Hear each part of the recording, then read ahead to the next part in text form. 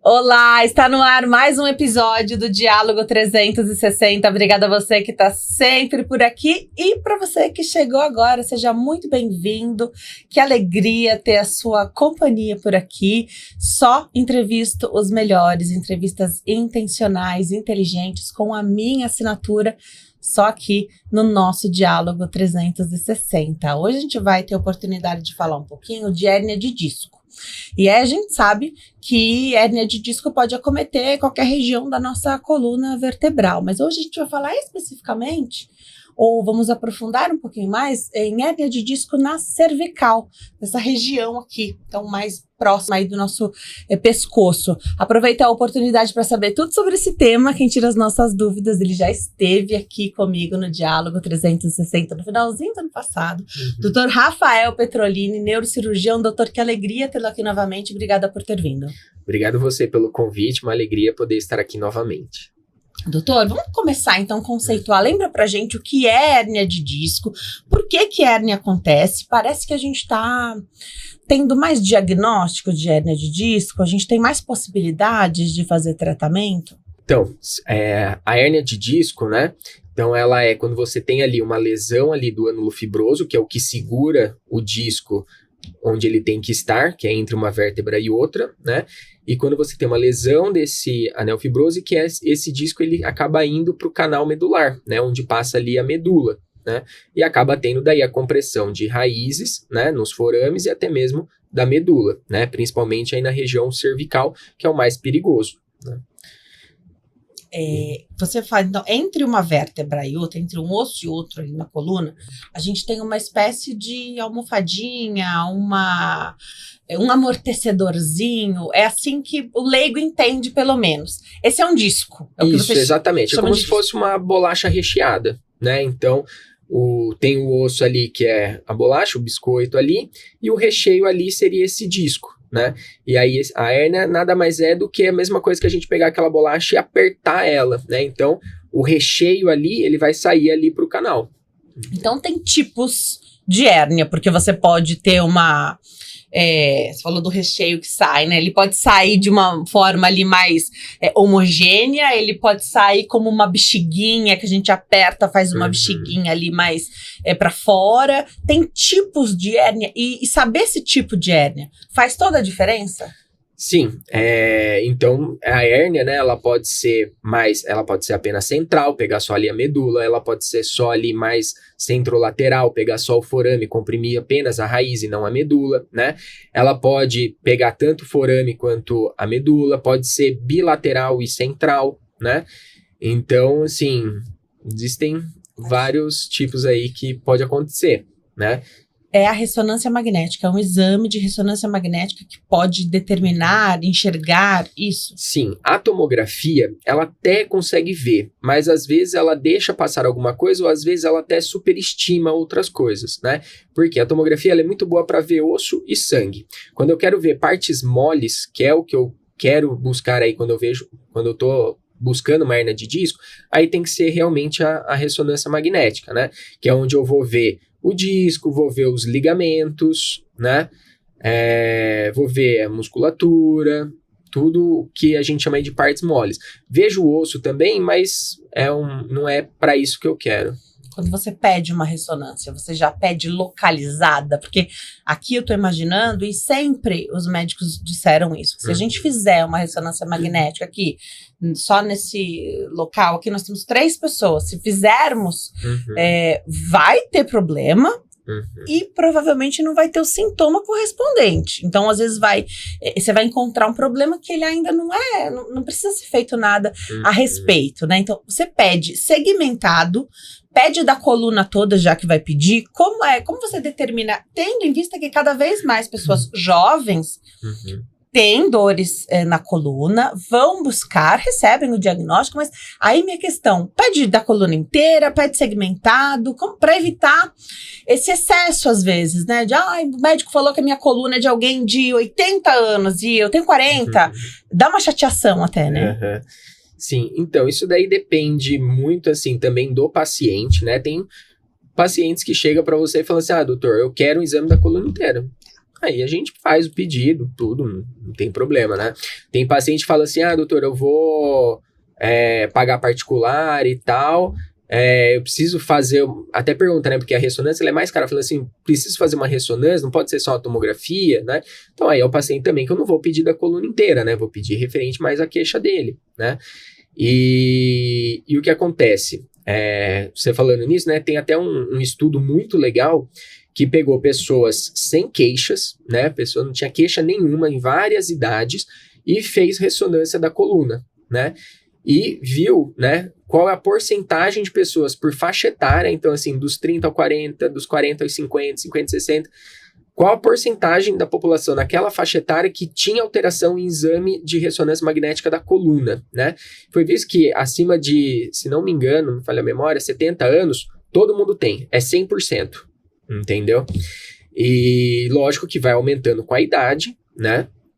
E lógico também que tem pessoas que, mesmo mais jovens, né, fogem aí da curva, né? Isso também acontece. E então, quando eu peço um exame, né, eu peço pela queixa do paciente, né, se o paciente fala assim, eu tenho uma dor lombar que vai para a perna, né, então vou pedir a lombar. Agora o paciente fala assim, tem gente que tem dor na coluna inteira, então... e agora outra coisa que ajuda bastante a gente também, né, a localizar, né, e falar assim, realmente isso daqui é o seu problema. É que o nosso corpo é dividido aí em o que a gente chama de dermátomos, né?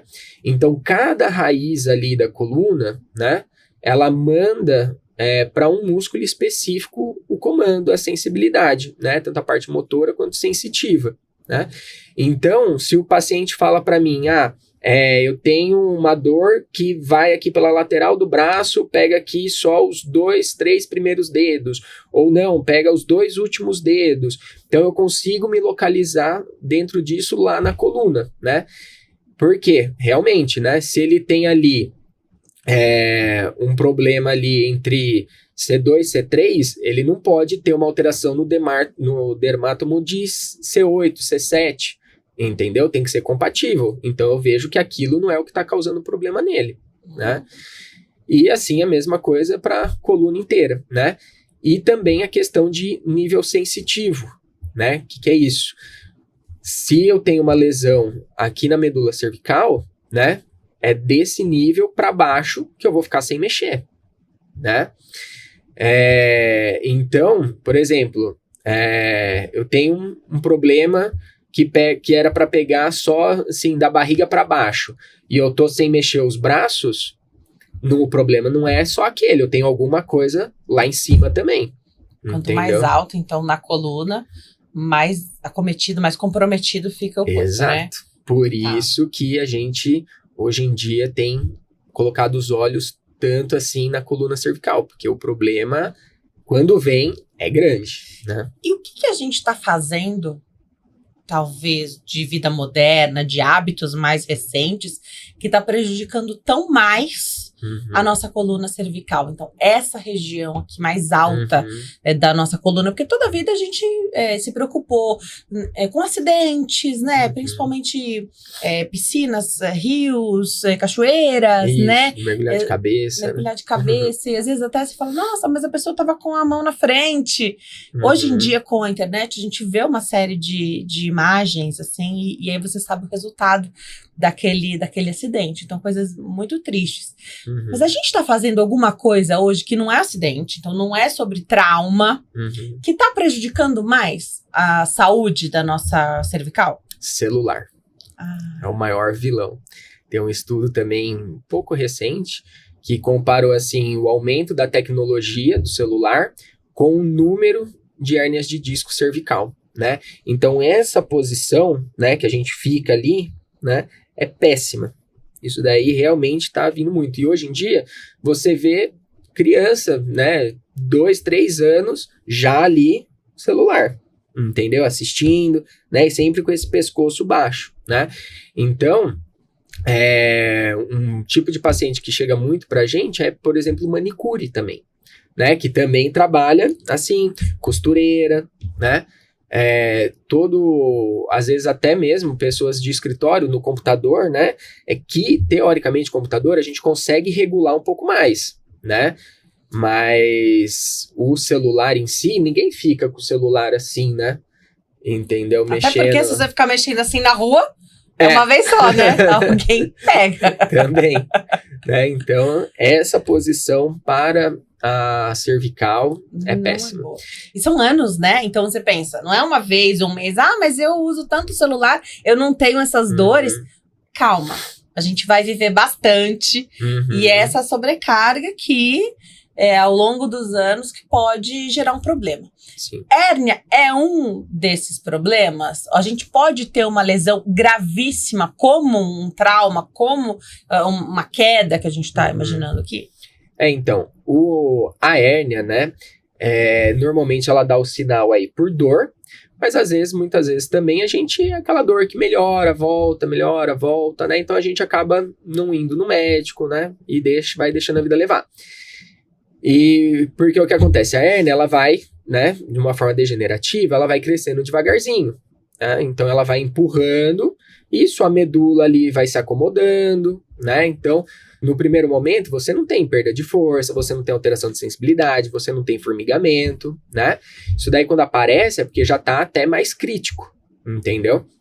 E aí, qual que é o problema, às vezes, de uma queda da própria altura? Entendeu? Uma queda besta, uma freada no carro, que você acaba descompensando isso, né? Então, aquilo que já tá ali esmagando, do nada, você já piora. Tem um caso que eu operei final do ano passado, um paciente de 38 anos que caiu de bicicleta e perdeu a força nos braços e nas pernas, entendeu?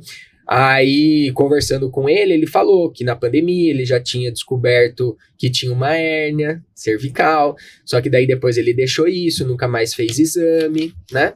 E você vê, por um trauma besta, né? Ele nem estava correndo com a bicicleta, escorregou na areia, né? Caiu, perdeu a força. Então, um trauma besta, né, pode causar isso daí se o paciente já tem alguma coisa. E um paciente jovem, né, como eu falei. Antigamente, a gente via isso mais em idoso, né, porque vai estreitando o canal, né, aí vai tendo a hérnia, tudo, e aí acontece também. Tudo na coluna é degenerativo, então o tempo vai passando, a tendência é ir piorando. Sim. Agora, eu posso imaginar que a qualidade desse disco também pode impactar? Tem algo que a gente possa fazer para melhorar a qualidade desse amortecedor? Nós temos vários, né? Entre os discos, a gente tem, né? Em cada parzinho ali, a gente tem um. Dá para dizer que tem gente que tem um disco de pior qualidade? Sim, dá. Né? Então, tem muita questão genética, né? Então, assim... se você já tem problemas na família, né, a chance de você ter acaba sendo maior. E principalmente estilo de vida, né? Então, como eu falei, até mesmo pelo trabalho que você faz, né? Então, manicure, né? Se você fica no computador numa posição errada também, né?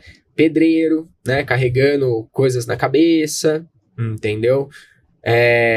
Aí, alimentação, tabagismo, né? O cigarro aí é muito ruim para a coluna, né?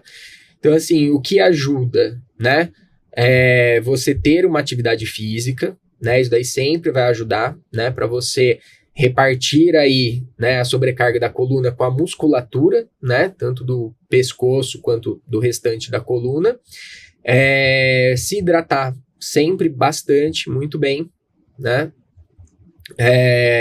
Evitar esses grandes esforços, né? Então, hoje também você vê muita gente de academia, né? Embora a academia a gente tenha que fazer tudo, tem gente que exagera, né? E acaba tendo aí os problemas também. Então, não é só porque eu faço academia que eu tô livre disso, né? Tem um paciente famoso, que é o Paulo Musi, né? Que ele operou da coluna cervical, entendeu? Por hérnia, né? E é um cara que treina todo dia. Legal. Então, ter essa informação, né? A gente vê até alguns acidentes em academia também, né? Então, exagera, você não dá conta daquele peso e aí a barra cai ali no pescoço. Então, traumas horrorosos, né? Então, prestar sempre atenção. A atividade física tem que fazer, Mas sempre ali, né? Com cuidado, é pra saúde, os exageros são prejudiciais. Isso. Sempre. Sempre acompanhado de um profissional, né? Tudo tem um posicionamento correto para você fazer. Você falou de medula. Aonde fica essa medula e o posicionamento dessa hérnia? Então, às vezes, uma hérnia pequena, numa região que é super desfavorável, vai ser mais passível de uma cirurgia do que uma hérnia maior numa região que pouco interfere. Dá pra pensar assim? Dá. A nossa medula, né, é o que liga basicamente aí o cérebro ao restante do corpo, né? Falando de uma maneira grosseira, tá? E ela vai passar ali dentro ali da coluna vertebral, né? E ela termina, né, mais ou menos ali em L1, L2, né, na coluna lombar, na primeira, segunda vértebra ali da coluna lombar. Abaixo disso, né, a gente tem raízes, é o que a gente chama ali de caldequina, né? Então, quando eu tenho uma hérnia ali, L3, L4, L5, né, o maior problema é ela pegar as raízes, né? Mas ela ir ali para o centro do canal, não tem tanto problema, né? Agora, quando ela é desses níveis mais altos, então principalmente coluna cervical e coluna torácica, né? Aí me preocupa muito, além da raiz, a medula, né? Porque uma lesão na medula é o que vai me dar aí perda de força aí do corpo, né? E ela pode ser irreversível, dependendo do tempo que você leva para operar isso. Então, esse que é o grande problema. Então, às vezes, na ressonância, você já até vê uma lesão na medula, né? Que a gente chama aí de mielopatia, né? Então, a gente vê ali um sinalzinho de que aquela medula já foi afetada, né? A gente está falando de que sinais, assim, que não podem passar despercebidos do público em geral. O que a gente não pode negligenciar? Perda de força, né? Então, uma coisa que não é normal, não acha assim... não, mas vamos ver como que eu acordo amanhã, né? Perda de força é uma coisa que a gente tem que ir correndo, tá? Formigamento também não é normal, né? Então, lógico, às vezes a gente dormiu em cima do braço, né? Ou ficou muito tempo sentado, né? Dá um formigamento e melhora, mas 5 minutinhos tem que passar, né? Exatamente, né? Coisa que passa rápida. Agora, você tá ali o dia inteiro com o braço formigando. Dia seguinte, também formigando, né? Então, também tenho que correr, tá? Dor, né? Então, principalmente as dores irradiadas, né? Porque às vezes a gente tem um torcicolo, dormiu de mau jeito, né? Agora, uma dor em choque que vem pro braço, né? Eu sempre falo, aquela batidinha que você dá no cotovelo, né? Dá um choque, assim. Então, esse tipo de dor que começa no pescoço, vem pro braço acompanhando uma linha, né? Como eu falei, o que a gente chama de dermátomos, né? Então, aquilo é muito localizatório pra gente, né? Também tem que procurar um profissional, tá? E dores no pescoço que não melhoram, né? Então, você toma remédio, não melhorou, aí tomou, não melhorou, né? Também tem que procurar, né? Mesmo que não tenha essa irradiação, né? Vale a pena aí a investigação. Esse formigamento, essa linha, esse fio, né? Acho que consegui entender muito bem essa sua descrição. Essa perda de força, então, que não se justifica ali por algo que você tenha feito, enfim. Procurar o serviço médico, assim, com urgência, ou dá pra... vou esperar, sabe? Lá na especialidade, lá na UBS, eles marcaram para daqui a um mês. A gente deve procurar uma unidade de saúde. Então, pode ser um pronto-socorro, uma UBS, mas tem que ser, assim, algo mais imediato, né? Sim, né? Quando você tá nesse nível, sim. Agora, se você só tem dor, né? Só dor, aí dá pra esperar um mês aí, né? Uns 2 meses. Lógico que quando a gente fala de coluna, né? De medula, cérebro, né? Sistema nervoso central, todo tempo é importante, Tá. Entendeu? Mas enquanto for só dor, não precisa ser algo assim que eu tenho que ir na mesma hora, né? Dá para eu marcar uma consulta, tudo mais.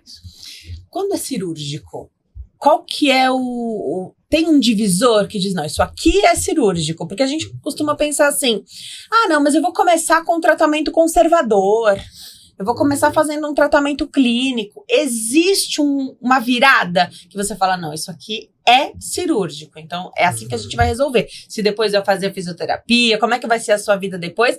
Com certeza, outros tratamentos vão te acompanhar por um tempo ou pelo resto da vida, mas é cirúrgico. Tem essa virada de chave para hérnia na cervical? Relativamente sim, né? É difícil na medicina a gente falar alguma coisa 100%, né? Então, assim, varia muito de profissionais, tudo, e lógico, né? A gente sempre se baseia aí em trabalhos, né? Trabalhos, escalas, né? Tem escala, por exemplo, escala Joa, né? Que é uma escala japonesa, que tem ela também na versão brasileira aí, que tem uma pontuação, né? Então, menor que 12 aí é cirúrgico, né? Então, dá para você se basear nisso. Mas o que essas escalas aí levam em consideração?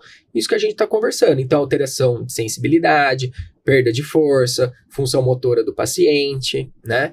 Então, assim, a grosso modo, né? Toda vez que eu tiver ali perda de força, né?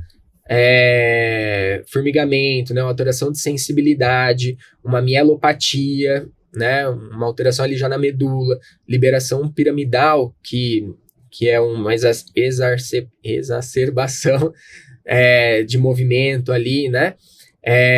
De uma forma grosseira, todos esses são cirúrgicos, né? E eu já rodei a chave mesmo, tá? A questão de dor, né? Então, também tenho que me basear ali se a imagem é correspondente ao tipo de dor que o paciente está tendo, né? Se eu tenho uma hérnia que está mais ali para a direita e o paciente está reclamando do braço esquerdo, né? Eu sei que operar ele não vai adiantar, né? Então tem que ser compatível ali, né? Eu tento daí, né? Quando é só dor, eu tento um tratamento clínico, né?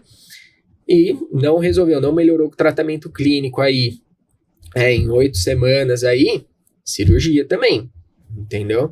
E lógico, né? Hoje em dia, né? Existe muito uma relação próxima, né? Do médico, né? Então tem paciente que fala assim, não, doutor, não quero tentar nada de tratamento clínico, não sou adepto à medicação, eu quero, mesmo que seja cirurgia, eu quero já resolver isso aí, né? Então, assim, é uma possibilidade também, né?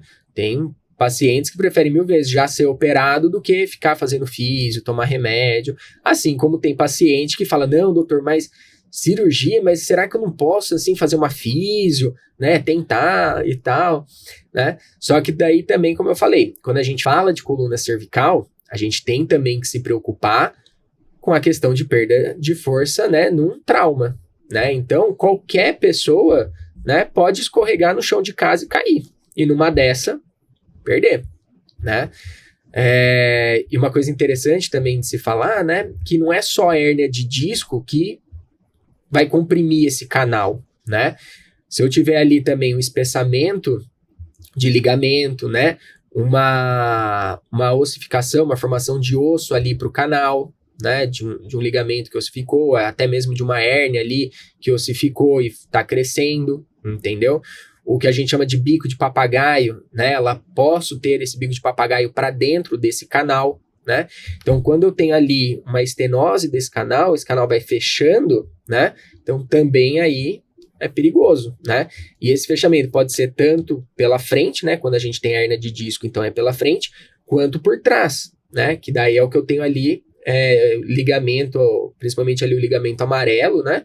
Que ele também vai espessando e pode também ir fechando esse canal. Você falou dos perfis de pacientes, né? Dos que querem a todo custo o tratamento cirúrgico, não, o doutor opera. Como se também 100% do resultado viesse somente através da tua técnica e das tuas mãos. Então, muito terceirizando esse tratamento. Eu queria que você comentasse isso.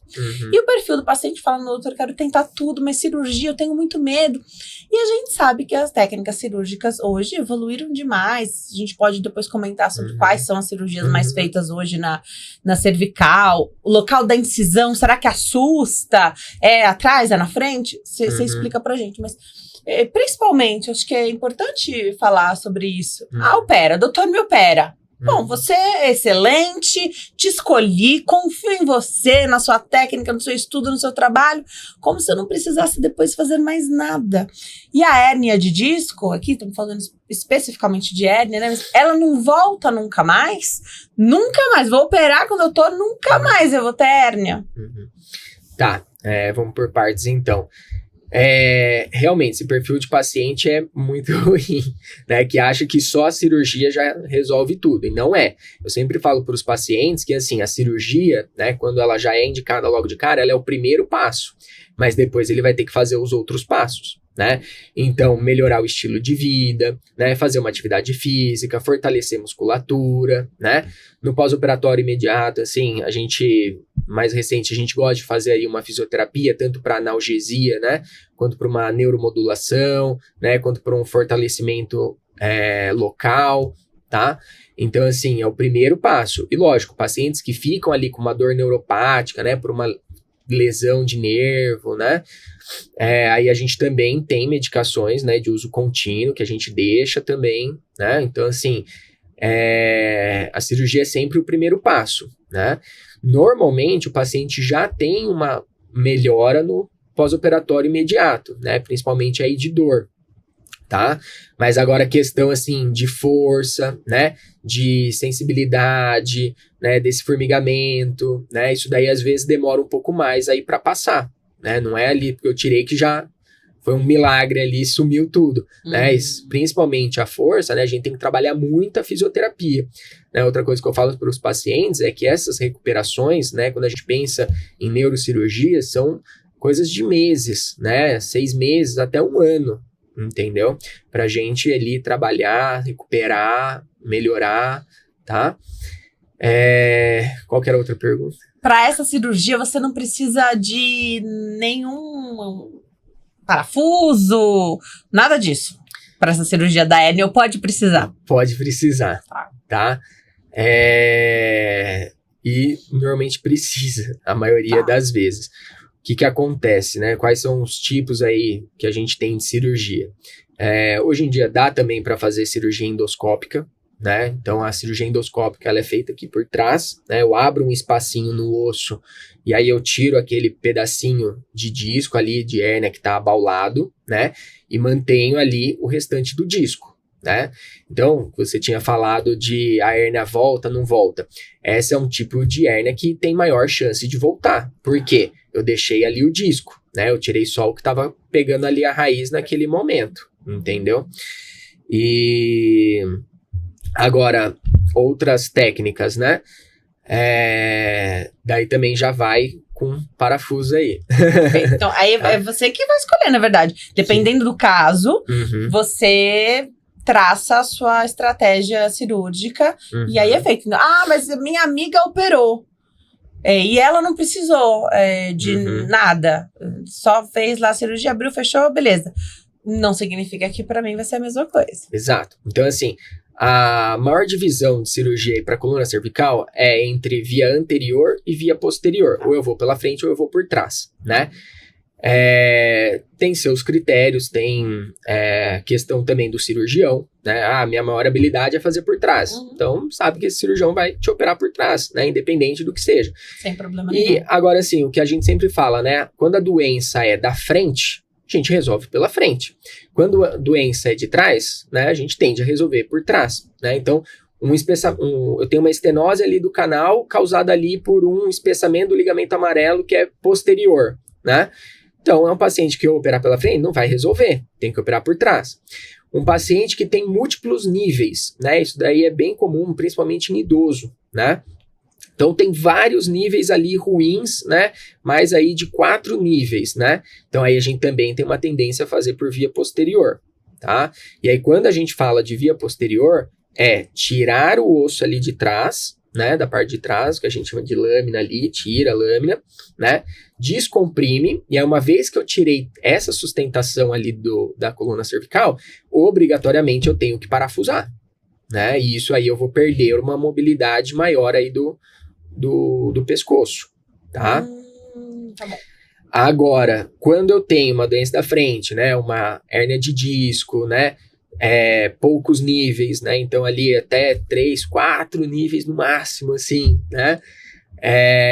Aí eu resolvo pela frente, né? 3, 4 níveis, você diz dos discos. Isso, como se fosse, tipo, um nível pra gente, né? Seria, tipo, C2, C3. Tá bom. Entendeu? Isso é um nível, né? Então eu conto pela vértebra, né?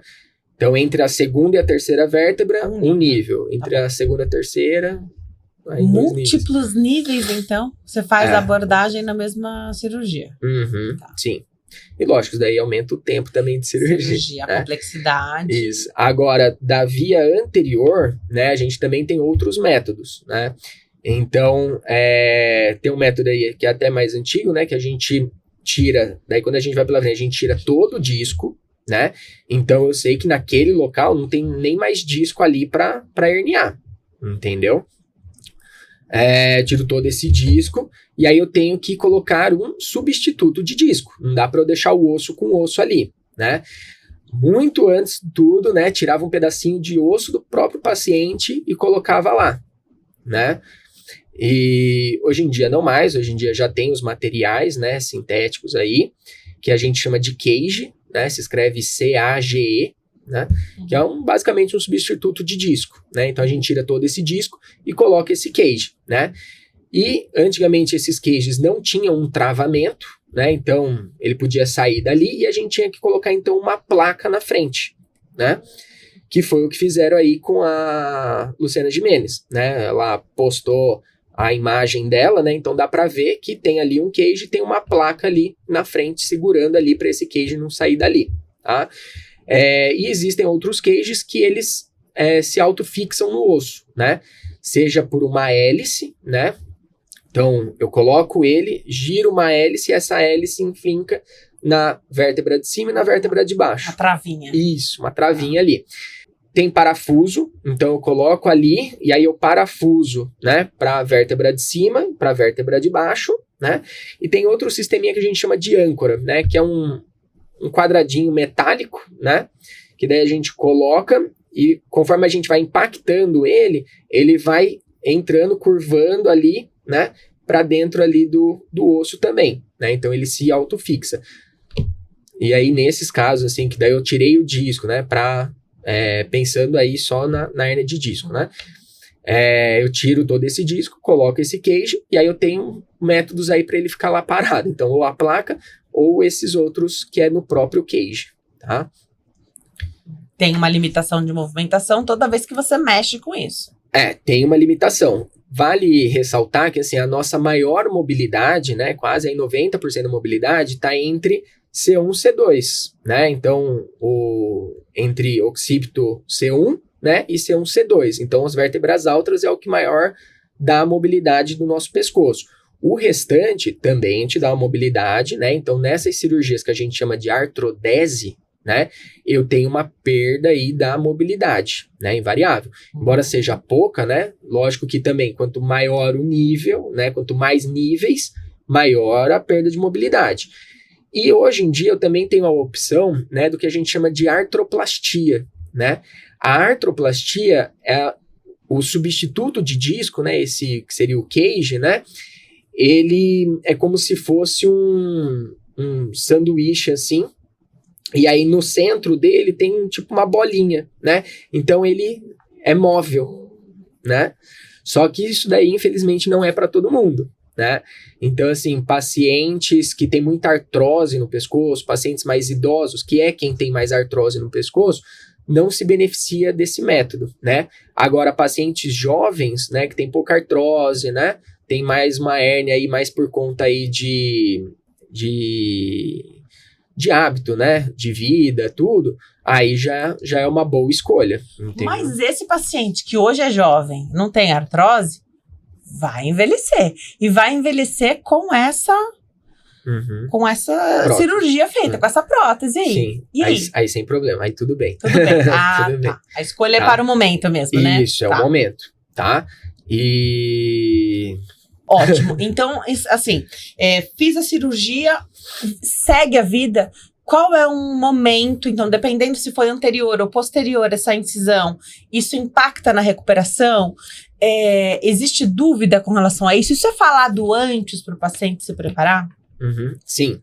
Né, a gente, igual você falou, né, o paciente chega, né, tem um conhecido que fez tal técnica, né, falou assim, eu quero fazer essa, quero fazer aquela, né, então a gente expõe, né, quais são as possibilidades, qual que é a indicação, qual que é o bom e o ruim dessa técnica, né, então a gente sabe que Cirurgias que é feito por trás, né, via posterior, ela é uma cirurgia mais dolorosa, entendeu? Uma recuperação um pouquinho mais demorada, tá?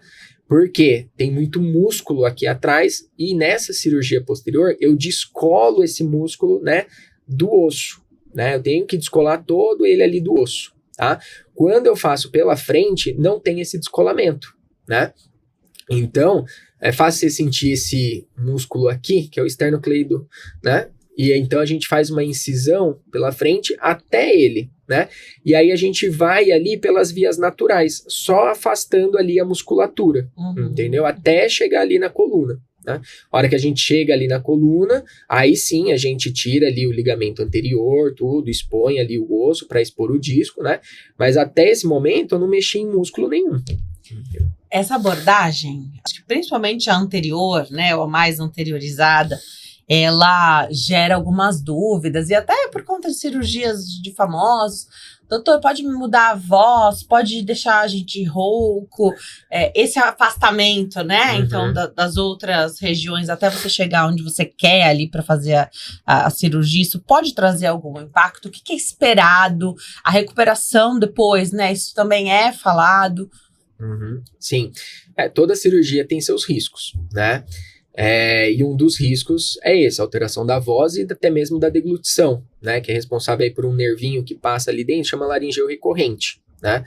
E ele é sacana justamente pelo próprio nome de recorrente, porque ele desce, sobe e desce de novo, entendeu? Então, pode ter uma lesão direta nele, né? Que aí às vezes é irreversível. Mas eu posso também, por conta da cirurgia, né, sem nenhum erro médico, né, ter ali uma compressão pelo afastamento, né?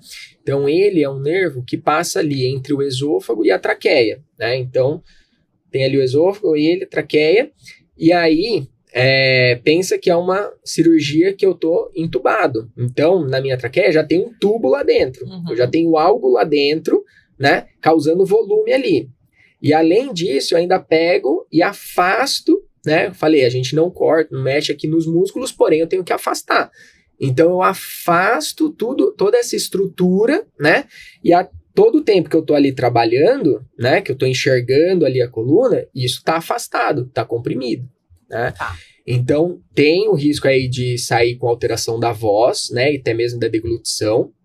Então, a gente gosta aí que no pós-operatório, né, o paciente tem uma avaliação da fono, né, tanto por conta da voz quanto até mesmo para engolir, né, eu vou liberar dieta por esse paciente, não vou, né, então a gente prefere aí inicialmente liberar uma dieta mais pastosa normalmente, né, não começa já com arroz e feijão e sólido, né, então a gente vai uma dietinha mais pastosa, né, ver uma avaliação da fono, né, para ela falar, a deglutição dele tá boa, não tá engasgando, né, então pode comer à vontade agora, e até mesmo questão da voz. Então, recentemente também operei uma paciente que daí no primeiro dia pós-operatório dela, né, ela tava se queixando disso, falando assim, minha voz mudou, tô mais rouca, tudo.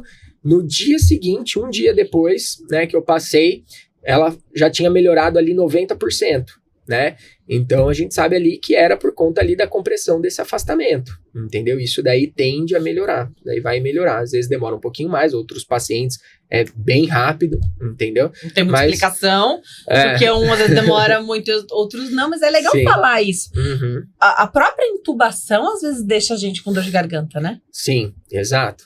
Muito paciente depois reclama, né? Porque, como eu falei, você já tá com o tubo, ainda você tá afastando. Então, esses pacientes, normalmente, eles reclamam um pouquinho mais, entendeu? Ali do tubo, falar que a gente sempre pergunta, né? Tá conseguindo deglutir, tá conseguindo engolir, mastigar, normal? Aí ele fala assim, tá, mas dói muito para passar a comida, tá doendo, né?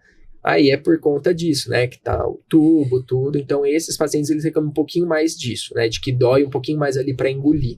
Mas também coisa que passa rápido, só ali deixar sempre hidratar, tomar bastante líquido, às vezes mel, né, ajuda bem, o que eu falo é deixar bem lubrificado, assim, entendeu? Aí já melhora. Esse mês de abril teve o Dia Mundial da Voz, a gente fez um podcast especial aqui falando de voz também, e é claro que existe esse medo, essa preocupação, e também por parte do cirurgião, né? Então, vocês estudam tanto, é claro que vocês procuram, e é o que vocês desejam, preservar as demais estruturas, né? Então, faz o afastamento e aí você trabalha ali onde precisa. Eu acho legal disso, que é você, nesse retorno, porque você deve ter um retorno com o médico que fez a cirurgia, né? Olha, doutor, eu ainda tô com a minha voz esquisita, eu ainda estou rouco. E dá certeza de você falar assim, olha, Denise, fica tranquila, porque não houve uma lesão nesse nervo que a gente comentou, que poderia causar, né, uma situação. É legal voltar e você ter do médico, você fez a cirurgia, você sabe exatamente o que aconteceu ali, né? Sim, com certeza. Então, às vezes acontece de paciente que operou com um, volta com o outro, assim, né? E aí eu sempre falo que é péssimo, porque assim, ó, eu não sei o que foi feito na sua cirurgia, entendeu? Então a gente tem que começar um tratamento deste ponto em diante. O que foi feito, o que não foi feito, tal, não dá pra saber. Não vou, né, buscar isso pra ver o tratamento daqui em diante. Eu vou pegar desse ponto e seguir a partir dali, né? Então pode ser até que o tratamento que o cara tinha proposto lá no começo, né? Ele falou assim, vamos fazer isso primeiro, depois isso. Pode ser que eu mude isso, né? Sim. Porque eu vou seguir uma outra linha. Recentemente, e isso daí é importante você tocar nesse assunto, que recentemente também eu atendi um paciente que eu já era o 4º médico que ele ia. Então aí ele falou assim, um me passou tal remédio, o outro me passou, fiz uma infiltração, aí eu fiz um bloqueio com o outro, né?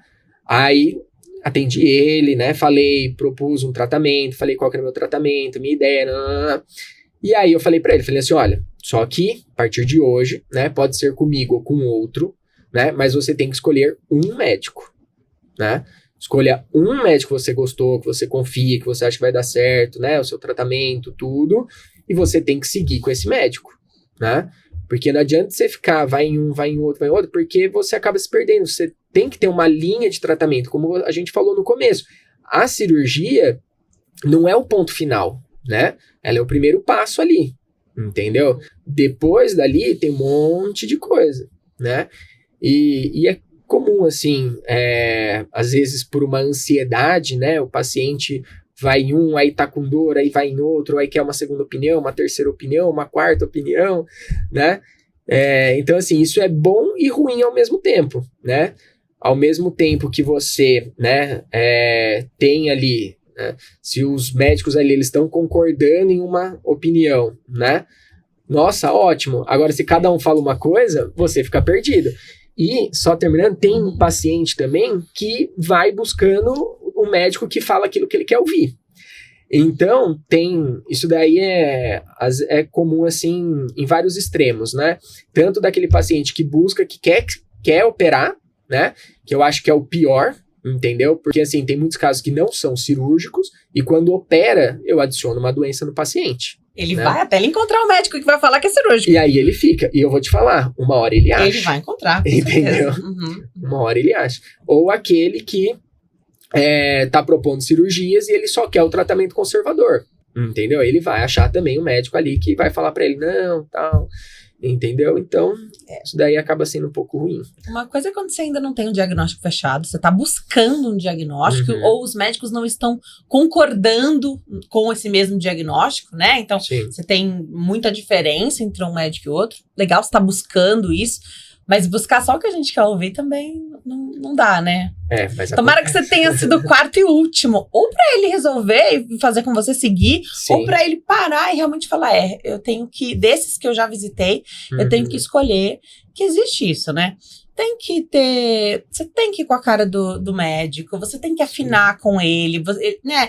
Ele tem que ter bons ouvidos, você tem que se sentir acolhido com o médico, não pode se sentir forçado, obrigado a fazer quaisquer coisas, né? Então, tem que se sentir seguro, mas espero que ele tenha parado em você essa busca. Eu espero também, tô esperando o retorno dele. Para que ele vá nesse retorno e que resolva a situação, né? Então, é muito triste saber que, às vezes, você tem essa busca incessante, a pessoa, às vezes, não vai fazer tratamento nenhum, né? Não gostei de um tratamento, não concordei com o outro, e aí você vai patinando. Exato. Cada vez você tá na estaca zero. Você falou desse retorno, que a pessoa não volta com o mesmo médico que operou. Porque aí ela fica sem confiança. Mas eu fiquei rouca depois da cirurgia. Mas calma, volta. Sim. A gente não sabe o que aconteceu durante a cirurgia.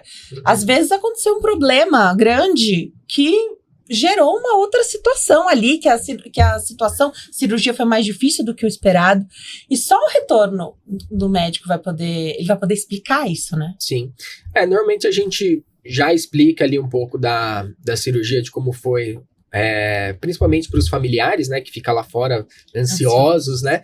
Então, sempre que a gente termina a cirurgia, a gente sai, chama o familiar, conversa, fala, né? Falando assim, a cirurgia foi um pouco mais demorada, né? Olha, realmente estava liso, foi coisa de livro, cirurgia foi ótima, a gente estava prevendo, que ele sempre pergunta, doutor, mas quanto tempo vai demorar, né? Aí, às vezes, a gente fala assim, 3 horas, né? E acaba em 1h30. Ele também vai achar estranho. Fala, mas já? Não fez tudo. Então, assim, do mesmo jeito que às vezes demora mais, às vezes demora menos, né? Às vezes o disco tava bem molinho, né? Não tinha ali uma parte óssea muito grande, entendeu? Às vezes o afastamento ajudou, às vezes o material ajudou. Então, assim, tem muitas coisas que às vezes aceleram e tem muitas coisas que atrasam a cirurgia, né? Então, a gente sempre já fala assim, foi muito prolongado, né? Ficou muito tempo afastado, então grande chance aí dela sair com uma rouquidão, né? Ou com uma dificuldade para deglutir, tá? Mas vai melhorar. Então, assim, é aquele paciente também que eu já peço ali a fonoterapia, entendeu? Ou, com certeza eu não libero dieta, entendeu? Espero primeiro a avaliação da fono para depois liberar a dieta. Então, assim... Evitar engasgo e tudo mais, né? Exato. Tá. Legal, então você já faz essa avaliação, isso é muito, muito legal, o paciente ficar confiante, né? Não, o doutor falou que eu podia ficar rouca mesmo. Então você já tá esperando, não é algo preocupante, né? Você já tá esperando. Sim, é sempre bom a gente sempre falar de todas as possibilidades para os pacientes, né? Porque assim, se alguma coisinha acontece, né? Ele vai falando assim, mas o que é isso daqui? Ele não me falou? O que tá acontecendo? Né? Então é sempre bom a gente falar. E essa proximidade, né? Poder ter o contato do médico. Acho que isso não tem... Pro paciente não tem preço. Mas eu me coloco no lugar do médico, né? Acho que pro médico também não tem. Porque não tem nada mais... que possa te tranquilizar do que ter um paciente bem informado e que você sabe que ele consegue te acessar. Que ele não vai em qualquer pronto-socorro contar qualquer coisa, né? De repente ele vai tão afoito buscar um outro serviço de saúde. Calma, não precisa, não é urgente, né? E poderia até atrapalhar o processo todo ali da recuperação. Também tranquiliza o bom médico, né? Sim, com certeza. Legal. Eu vou deixar aqui o seu Instagram, doutor, para que todo mundo possa te encontrar. @dr.rafaelpetrolini lá no Instagram. @dr.rafaelpetrolini lá no Instagram, o perfil dele, do jeitinho que tá escrito na sua tela. Tem informação. Em breve vai ter nossos cortes aqui também. O doutor já esteve aqui uma vez, a gente já produziu esse conteúdo, isso é muito legal, tirar dúvida. Mandem perguntas, se vocês tiverem, para a próxima vez que o doutor vier, então a gente tira essas dúvidas. Nossa primeira entrevista, a gente falou das situações cerebrais. Isso. E agora a gente poder falar de coluna também é muito bom, doutor. Obrigada por ter vindo, viu? Obrigado você mais uma vez aí pelo convite. Nossos convidados não vão embora sem um mimo da farmácia de manipulação Empório Magistral. E aqui o mimo do doutor. A Empório Magistral é uma farmácia de manipulação que está localizada aqui em São Paulo, na Vila Mariana, mas eles entregam em todo o Brasil. Então é muito fácil de fazer o seu pedido, enviar ali a sua prescrição do nutricionista ou do médico, um remédio ou um suplemento que você precise. E o mais legal é que, além de receber o orçamento na palma da sua mão, aí através do celular, do WhatsApp, ou mesmo através do telefone, para quem gosta de ligar também pode, você também consegue tirar dúvidas com farmacêuticos. Uma equipe belíssima está esperando pelo seu contato, que ele pode vir através do site www.emporiomagistral.com.br, também pelo telefone 11 50 89 5123, 11 50 89 5123, e através do Instagram, @Empório Magistral. Obrigada, Empório, por essa parceria e pelo mimo, um mimo novo agora, para os nossos convidados. Obrigada, doutor. Venha sempre, viu? Pode deixar. Alegria te receber. Obrigada a você que está sempre por aqui, que maratona os nossos vídeos, as nossas entrevistas. Eu só entrevisto os melhores. Tem playlist do Diálogo 370. Nós temos mais de 70 entrevistas. O Diálogo 360 tem mais de 70 entrevistas já no ar. Um trabalho feito com muito carinho, muito amor. Eu sou jornalista e meu objetivo é levar informação de qualidade para quem me assiste. Obrigada por essa parceria. Te vejo no próximo episódio. Tchau!